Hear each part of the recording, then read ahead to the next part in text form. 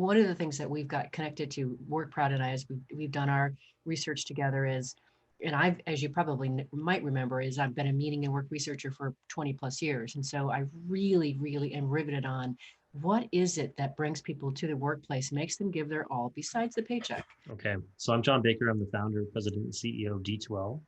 So we're a company that provides a learning platform to support schools, universities, and companies all over the world. We have just over 14 million people that use our technology in a year. One of the reasons we wanted to talk with you in this segment, this series, about pride in the workplace is because we thought that you had a pretty unusual perspective on the matter, not just with your own employees, but the people that you're also serving across the world. Yeah, well, I think about that a lot, actually. It's not just one precious life. In my case, there was over 900. Yeah. And we want to make sure we have the biggest impact we can. So that was literally the idea, Alise, when I started the company was, how can I have a multiplication impact? So helping millions of people get a better education or better learning helps them have a better life and impact millions of others. So it was ability to, try to find a leverage point, if you will, where you could have an impact. And even though I'm just, at that time, it was just me, what can I, as one individual, do that's going to move, hopefully millions of people forward? And it's been really incredible. And it's not the millions of people that you talk to; it's the individual folks that you have an impact over. Yeah, no, having meaning, having purpose, having an impact, and people being able to see it, touch it, feel it, that makes a big difference. Because it actually shows up in the language I use when I meet with every employee. I really ask them one question: what's the most important thing that you're going to be doing this year that's going to have the biggest impact on not only us as a company, but in terms of your own personal growth, to help you achieve a personal best, help you do the best work of your life, something that you're going to be proud of going home and telling your parents, your family, your friends, really trying to connect the dots between what they're doing and the impact that it's having on the world around them. And that sense of pride that inspires you to get out of bed in the morning and do this hard work, solve these really tough problems, work with great. Some other language that we use is like, we want you to be the best in the world at your craft. Yeah. So what is it that helps you express your creativity, your imagination, your problem solving skills, your abilities? How do we help you get better and better at that and help that have an impact on others, right? So yeah, I think there's almost like it's almost like you're putting together a puzzle here, Alise, where you're trying to connect the dots for a lot of folks across the world.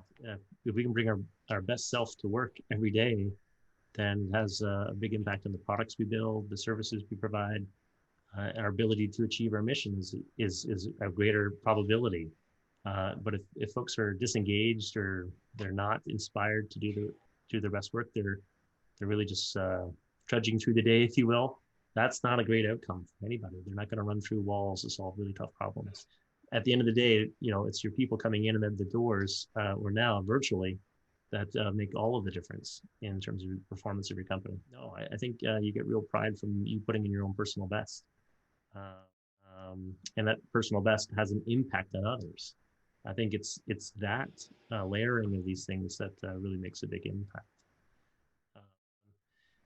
My job as a CEO is to create that work environment that inspires folks. And I can't think of any other way to solve the problem of inspiring other than trying to help folks connect the pictures that they're working on, or help elevate them or recognize them. Or, well, you've got a big circle of things on your website talking about all the things you do to get the best work environments established.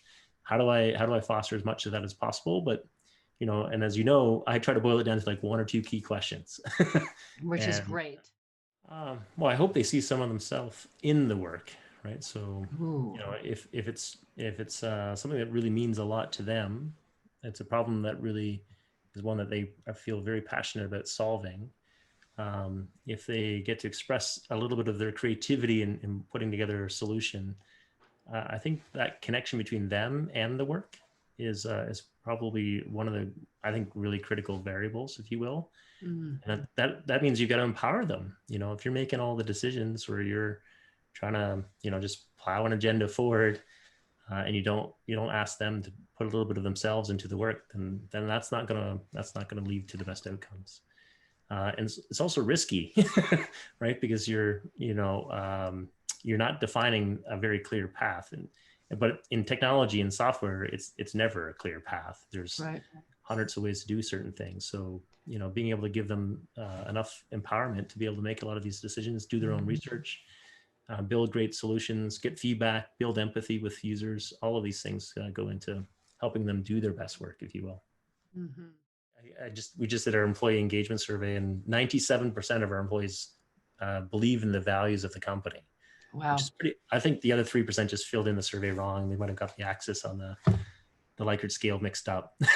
I'm teasing. Let's go with that, right? Let's go with that. They might have been neutral. They weren't agreeing. But no, I think, fostering an environment where folks feel safe, feel comfortable, feel welcomed, feel like their ideas matter, feel recognized. You can go on a long list of things that you've got to do to create that kind of an environment.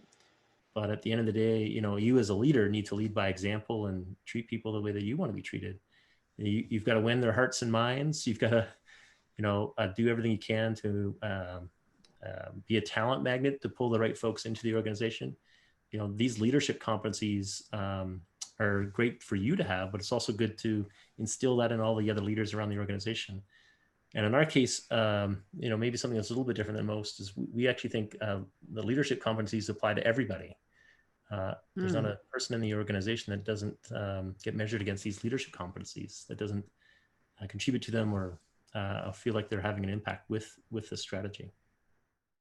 Well, the best time to do this is today. Don't be afraid to try these strategies. And if you apply that learning mindset, you're really just doing a whole bunch of experiments to figure out what actually moves the needle, what makes a big impact. And keep that feedback loop going so that as you learn from each one of these new strategies, you'll figure out which ones are really important, which ones really are going to have an impact, and which ones are going to really inspire your people to achieve, the great work that they're setting out to do. So start. There's no better time to do it than now.